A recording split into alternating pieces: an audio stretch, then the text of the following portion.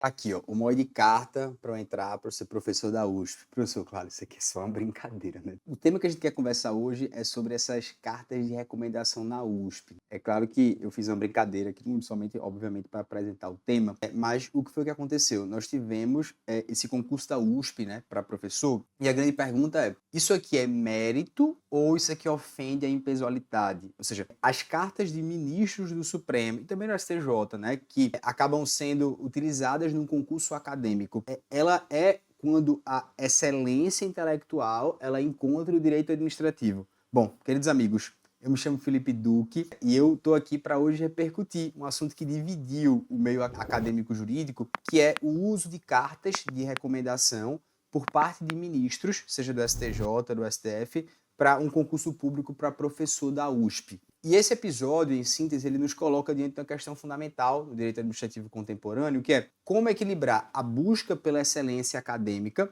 com os princípios constitucionais que regem a administração pública. Ou seja, a gente está falando de de um tensionamento entre dois valores igualmente fundamentais. De um lado, eu tenho a necessidade de identificar os melhores talentos para serem professores de universidades públicas. Por outro lado, eu tenho uma observância rigorosa do princípio da impessoalidade. Então, durante esse nosso momento aqui, a gente vai analisar esse caso sobre múltiplas perspectivas, questionando até onde é que começa esse mérito acadêmico, até onde ele é legítimo, onde é que começa certa influência indevida. Bom, espero que você possa aprender, né? Eu me chamo Felipe Dux, sou professor aqui no Estratégia de Carreira Jurídica. Também quero convidar você a se inscrever aqui no canal, aproveitar a assinatura vitalícia, que, bicho, é difícil de voltar e espero que você consiga aprender conosco, né? Tê-los aqui também. Beleza? Bora lá. Professor, eu não entendi, eu estou um pouco viajando. O que foi que aconteceu? Vamos compreender exatamente o que aconteceu nesse concurso da USP. Um candidato que era filho do ministro do STJ, ele foi vencedor do certame para ser professor de Direito Financeiro. Até aqui, nenhum problema, né? Nada de excepcional. Só que, no seu memorial acadêmico, ele juntou basicamente 152 páginas. Só que 24 páginas disso era exclusivamente para anexar correspondências de autoridades do mais alto escalão do Poder Judiciário. E dentre esses signatários, tínhamos, por exemplo, 4 ministros do Supremo, 2 ministros do STJ, de um procurador-geral da República e, particularmente, até foi destacado isso aqui mais na imprensa, né, a eloquência do ministro Edson Fachin, que ele registrou que não havia palavras suficientes para expressar o potencial ganho, né, que a USP teria, obviamente, com o ingresso desse candidato no seu quadro. E essas manifestações não eram meras formalidades, de certo modo, era um endosso institucional de um certo peso considerável, pelo respeito e pela admiração que a gente tem pelos professores, pelos ministros também, né? Bom, e o que foi que isso gerou? Bom, primeiro isso aqui gerou um grande buruçu, ou melhor, grande reação, né, nas redes sociais. E de maneira geral, né, a gente fez uma análise dos comentários. E de 211 comentários, a grande maioria deles revelou um sentimento, de certo modo, a gente poderia dizer público, por causa da maioria. Uma percepção, de certo modo, do episódio era que 42% acabaram fazendo críticas do Supremo, né? 21% denunciando, de certo modo, assim, essa questão de querer dizer que seria um certo QI, né, o famoso quem indica, gente que questionava uma questão da meritocracia, e um percentual dizendo assim que isso não teria consequência nenhuma. Isso, obviamente, gerou desconfiança na população, né, em relação a se há imparcialidade nas instituições, né, mas o meu ponto de vista aqui não são os comentários do público. Eu quero argumentar e mostrar para você quais são os lados das duas moedas, para que você possa concluir quais são os argumentos das pessoas que entendem que deveria ser anulado e quais são os argumentos das pessoas que entendem que está tudo certo, não tem nenhum problema. Vamos lá. Primeiro, quais são os argumentos dos defensores que esse concurso deveria ser anulado? Primeiro, eles se fundamentam em dois pilares jurídicos sólidos, né? O primeiro é que eles dizem assim, olha, isso aqui há uma violação frontal ao princípio constitucional da impessoalidade, que está no artigo 37 da Constituição Federal, e que esse princípio ele tem uma dupla dimensão, porque ele veda que haja tratamento discriminatório entre candidatos em situações equivalentes e, portanto, ele impede que haja considerações pessoais que influenciem decisões que deveriam se basear exclusivamente em critérios técnicos objetivos. Então, tem um parecer do professor Alival Ramos, né, que ele faz um parecer sobre isso nesse caso. Ele fala, olha, eu solicito que anulem, dizendo que essas cartas elas são autênticas recomendações à comissão julgadora. Isso seria uma interferência incompatível com a natureza dos memoriais acadêmicos. Então, isso é, de certo modo, o primeiro pilar da argumentação. O segundo pilar, que sugeriria uma pressão psicológica na banca, é essa ausência de previsão editalícia. Ele fala, olha, o edital do concurso, ele estabelece quais são os critérios específicos para você fazer um memorial. E, basicamente, o memorial, ele se limita, na visão do edital do professor, a narrar a trajetória acadêmica e os elementos que integram o currículo desse profissional. E, segundo o professor, não há previsão para cartas de recomendação. Então ele fala, olha, isso aqui deve observar rigorosamente as regras do edital e é o princípio base lá do concurso e a jurisprudência tem que assegurar a isonomia absoluta entre os candidatos. Uma vez publicado o edital, a gente sabe que ele vincula os candidatos como também a administração, ou seja, a USP. Esses são os argumentos das pessoas que entendem que esse concurso deveria ser anulado devido a essas cartas de recomendação. Tá, professor, mas quais são os argumentos das pessoas que entendem que isso é absolutamente normal? As pessoas que entendem que é absolutamente normal, eles falam, olha, esses argumentos são inconsistentes.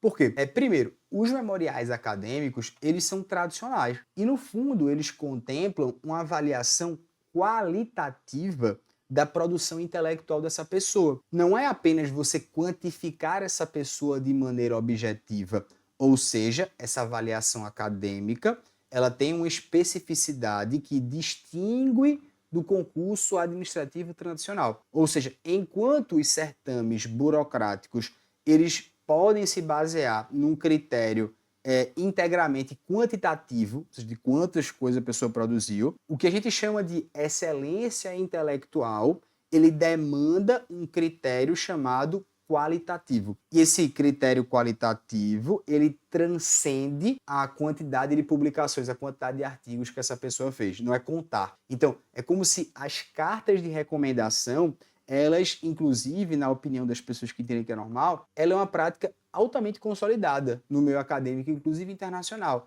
Inclusive, universidades de prestígio, essas internacionais, elas são utilizadas. Isso é um instrumento válido para avaliar a contribuição científica dessa pessoa. Então, esse é um argumento das pessoas que entendem pela validade. Segundo argumento, há uma autonomia da banca examinadora. A comissão julgadora do concurso acadêmico, ela tem uma capacidade suficiente técnica para distinguir quais são os elementos relevantes e irrelevantes para serem professor. O professor universitário, como um acadêmico experiente, ele tem que ter discernimento suficiente para saber avaliar com base nos critérios exclusivamente técnicos. Então, se você pressupõe que haveria uma influência indevida, isso implica questionar a competência do próprio avaliador de todos os professores que são titulares e que têm grande experiência. Ou seja, como se você dissesse, olha, isso aqui é um instrumento de você humilhar os professores da banca, né? Que tem esse discernimento e não de contenção. Bom, em geral, o que a gente percebe é que para a gente compreender esse caso, nós temos que analisar as duas dimensões do princípio da impessoalidade do direito administrativo. A dimensão formal, ela exige que a gente cumpra rigorosamente as regras do edital e a igualdade procedimental entre os candidatos. Então, nessa perspectiva, qualquer elemento que não está previsto no edital, de fato, ele viola, sim, o princípio da impessoalidade, independentemente do seu conteúdo e de sua finalidade. Agora, se a gente entende a impessoalidade pela dimensão material, ou seja, que ele foca na substância de uma decisão administrativa que seja baseada exclusivamente num critério de mérito técnico que não tem influência externa inadequada, ou seja, aqui o questionamento não é se as cartas elas foram previstas no edital, mas se efetivamente essas cartas elas comprometem a capacidade de julgamento independentemente dessa banca. E essa distinção, na minha visão, ela é crucial porque ele pode levar a conclusões diferentes. Se você pensa pela dimensão formal, que essas cartas elas não estão contidas, elas violariam o princípio da impessoalidade. Mas olha, tem gente que entende que ela está dentro, tá? E para quem olha pelo fato da dimensão material, só haveria violação se você demonstrar que isso influencia o resultado. E, obviamente, a jurisprudência ela ainda não se manifestou se esse caso qual que deve prevalecer, a dimensão formal ou a dimensão material. O fato aqui é que nós temos um grande contexto.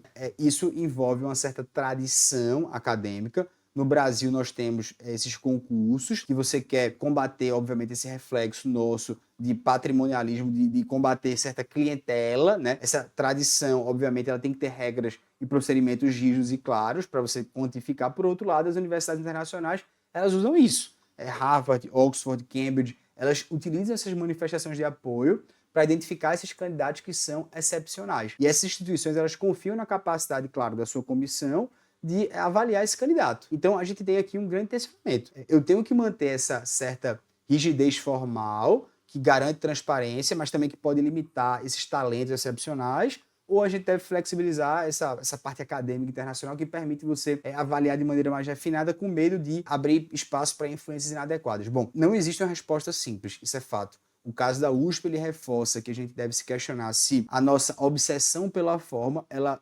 prejudica a busca por essa excelência substancial, ou se na prática, isso aqui é bonito na teoria, professor, mas a prática é outra. Bom, eu não posso concluir, obviamente, mas eu posso externalizar para você que você tire a conclusão e me diga o que você achou.